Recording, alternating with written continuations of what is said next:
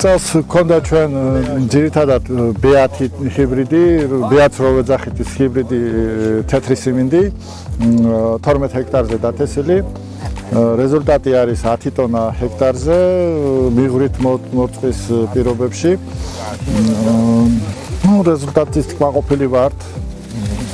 რა თქმა უნდა შეიძლება და უკეთესი, მაგრამ მქონდა ძალიან ცუდი პირობები, მაისის თვეში იყო ქარიშხალი, რომელმაც ცოტათი დაგვაზიანა. იყო შეცდომები რაღაც ესე იგი დათესვის და მიწის მომზადების საკითხებში, მაგრამ მაინც მივიღეთ 10 ტონა.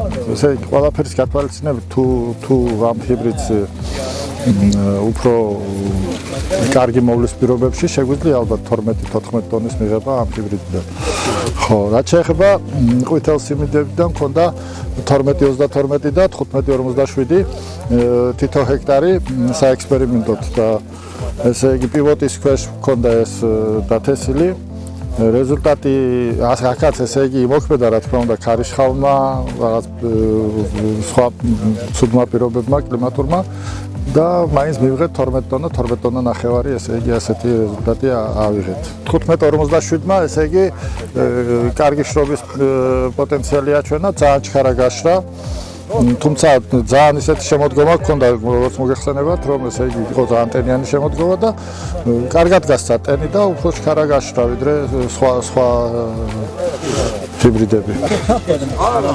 მორწყვის ინტენსიური სისტემების გამოყენებით თუ გავაკეთებთ ამას ყველაფერს და პოტენციალიც მეტი იქნება, როგორც ესე იგი ცნობილია თურქეთში, სხვა ქვეყნებში, განვითარებულ ქვეყნებში 17-20 ტონის პოტენციალი აქვს ამ ჰიბრიდებს და თუ ჩვენ კარგად მოვულით, ინტენსიურად მოვწყავთ, მივცემთ ნორმალურ დოზებს გამოკვების და ნორმალურ დოზებს გავაკეთებთ, მაშინ ესე იგი ალბათ პოტენციალიც გაიზრდება და ჩვენი მოსავალიც გაიზრდება და ყველაფერი კარგად იქნება და ამას ესე იგი ცოტა სხვანაირად უნდა მიდგომა. ფერმერები ფიქრობენ, აჰა, რატომ მივცე 300 კილოგრამი სასუქები ჰექტარზე, როცა შემიძლია მივცე 150, მაინც აღარ მოდის ჩვენთან, მაინც წყალი არა გვაქვს, მაინც რა